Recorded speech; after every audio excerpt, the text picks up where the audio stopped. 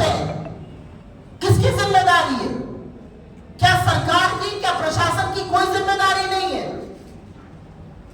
Education minister से लेकर education secretary, ADM, तमाम चीजें होती है महकमे में। क्या मुख्यमंत्री को जाके दौरे नहीं करने चाहिए कि इस तरह का नंगा नाच क्यों हो रहा है हमारी बच्चियों के साथ? जवाब में कहा जाता है हम सुभद्रा स्कीम चला रहे हैं। लानत है आपके 27 रुपए रोज की स्कीम पर। आप सुरक्षा नहीं दे पा रहे हमारी बेटियों को।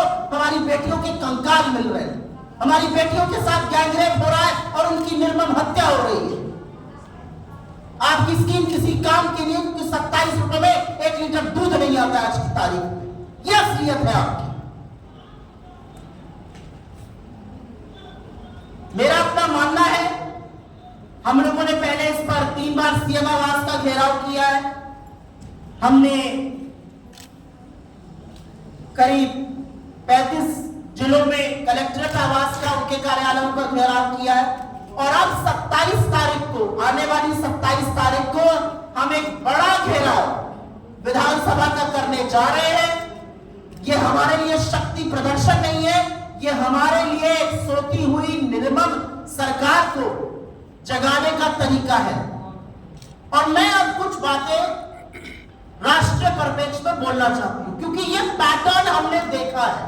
मैं उत्तर प्रदेश से आती हूं, वही उत्तर प्रदेश जहां पर जब हाथरस में बेटी को 2:30 बजे रात को फूंका गया तो यही बीजेपी वाले उस पीड़िता को बदनाम कर रहे थे और संरक्षण लगातार आरोपियों को, दरिंदों को दिया जाता है। वही उत्तर प्रदेश जहां पर बीजेपी का एक नहीं 2 एमएलए बेटियों के साथ हुई हैवानियत के दोषी पाए गए, आरोपी नहीं, चाहे वो कुलदीप सिंह सेंगर हो या चाहे वो रामदुलार गौंड हो। यह सिलसिला हमने बृजभूषण सिंह के साथ देखा, यह हैवानियत हमने मध्य प्रदेश में देखी, यह हैवानियत हमने हर उस जगह देखी जहां पर बीजेपी का पहला कदम होता है संरक्षण, आरोपी को, दरिंदे को, हैवान को देना। बेटियां भगवान भरोसे छोड़ दी गई। किस मुंह से बीजेपी बात करती है सुभद्रा योजना की? किस मुंह से बीजेपी बात करती है बेटी बचाओ बेटी पढ़ाओ की? बेटियां तो असल में बीजेपी से बचानी है, बेटियां इनके कुशासन से बचानी है। और इसीलिए मेरा अपना मानना है, और क्योंकि धर्म में आस्था है तो यह जरूर कहूंगी, प्रभु जगन्नाथ की धरती है ये। श्री कृष्ण ने द्रौपदी की लाज बचाने के लिए तार खोल दिए थे। श्री कृष्ण वो है जिन्होंने अपने सखी के लाज बचाने के लिए अवतार लिया और उसके सम्मान में महाभारत हुई और गीता का उपदेश दिया। तो पूरी की पूरी भारतीय जनता पार्टी धृतराष्ट्र बनी बैठी रहेगी और बेटियों के साथ कुकर्म होंगे, ये हम कतई बर्दाश्त नहीं करेंगे।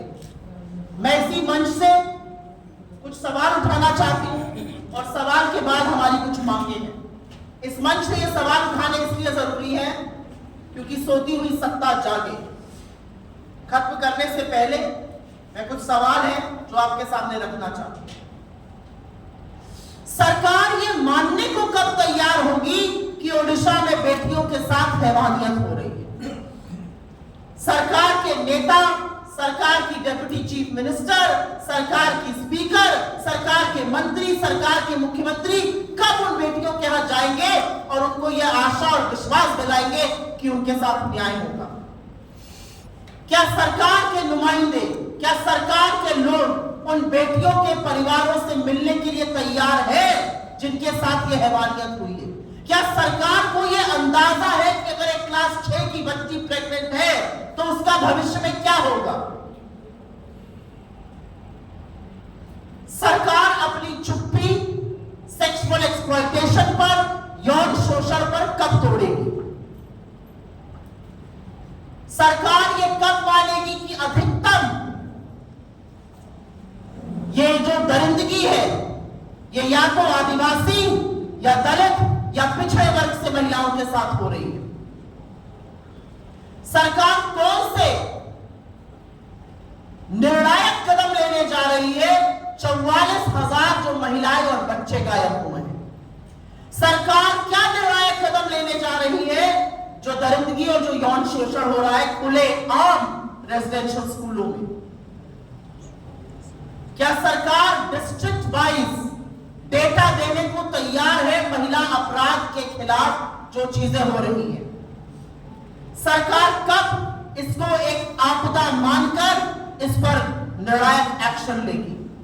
और सरकार में बैठी हुई उन महिलाओं से मेरा जरूर एक सवाल है, आप कब इसको राजनीतिक मुद्दा बनाइएगा? कब सत्ता की लोलुपता से हटकर अपनी चुप्पी तोड़िएगा? हमारी मांग बहुत क्लियर है और हमारी मांग है कि असेंबली ओडिशा का जो सदन है वो इसमें सर्वदलीय समिति का गठन करे।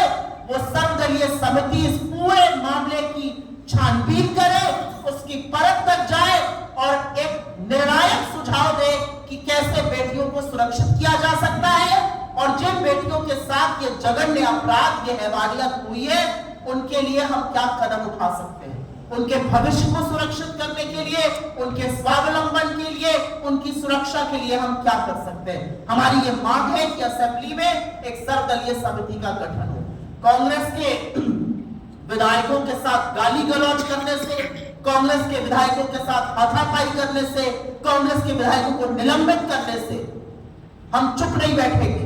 हमारी आवाज और तेजी से गूंजेगी और जितनी महिलाएं निकल कर आ रही हैं वो बता रही हैं कि कितना असंतोष है और कितनी परेशान है महिलाएं इस कदर जो हैवानियत हो रही है उसके साथ। आपके सवालों का स्वागत है। अगर आपके सवाल